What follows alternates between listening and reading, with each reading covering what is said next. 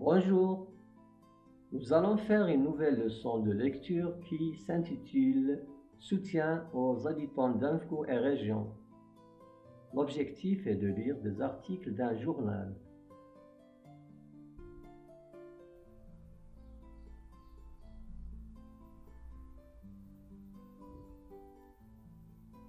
Avant de lire, penses-tu que tu vas lire une histoire? Justifie ta réponse. On ne peut nier que c'est un texte narratif sur le thème de la solidarité, mais ce n'est pas une histoire.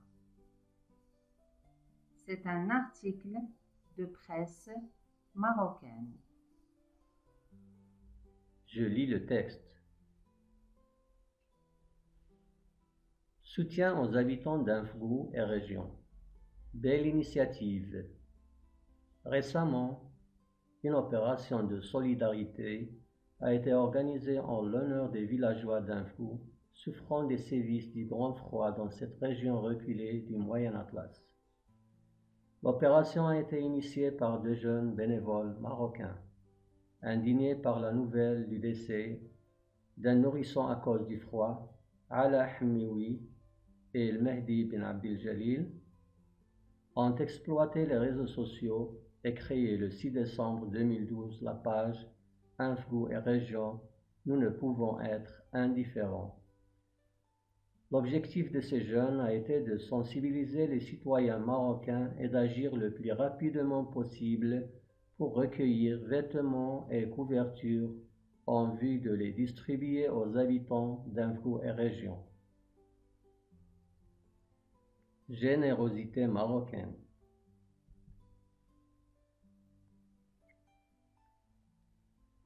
Cette initiative qui porte bien son nom, Voyage de l'espoir, a démarré modestement mais a fini par prendre de l'importance. Les Marocains, encore une fois, ont fait preuve d'une grande générosité et se sont mobilisés pour la bonne cause, soutenir et aider les habitants d'Infco et région non seulement à affronter les effets du froid, mais également à croire en un lendemain meilleur. Et ce qui est surprenant, c'est que les dons reçus ne proviennent pas seulement des donateurs marocains des différentes régions du royaume. Des MRE, Marocains résidant à l'étranger, et des pays étrangers se sont joints à cette chaîne de solidarité en envoyant des denrées alimentaires, des vêtements ainsi que de l'argent pour la logistique. Certes, l'opération Infco et Région, nous ne pouvons être indifférents, a donné le coup d'envoi, mais d'autres organisations se sont dépêchées de participer à la collecte et à l'envoi des colis de survie. Nourriture, vêtements, couvertures, sacs de couchage, médicaments, etc.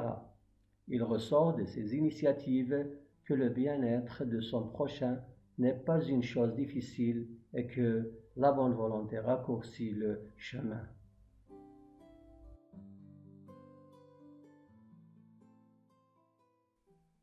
Première question. De quoi parle cet article?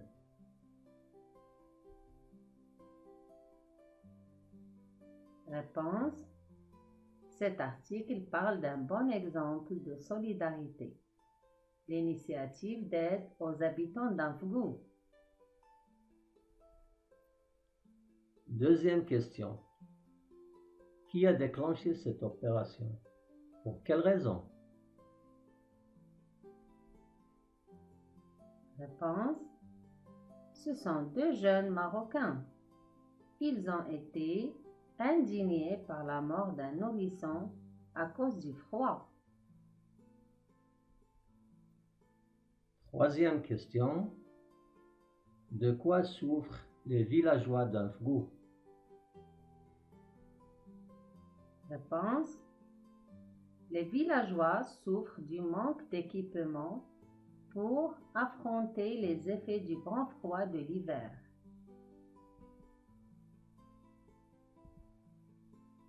Quatrième question. Quel a été l'objectif des initiateurs de cette opération de solidarité? Réponse.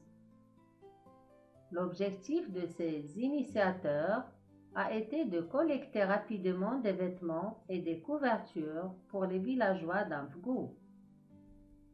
5e question. Qu'ont-ils fait pour sensibiliser les citoyens? Réponse. Pour sensibiliser les citoyens, ils ont exploité les réseaux sociaux et créé la page Amfgou et région. Nous ne pouvons être indifférents. 6e question. D'où proviennent les dons reçus? Réponse. Les dons reçus proviennent de Marocains des différentes régions du royaume, des Marocains résidant à l'étranger et des pays étrangers.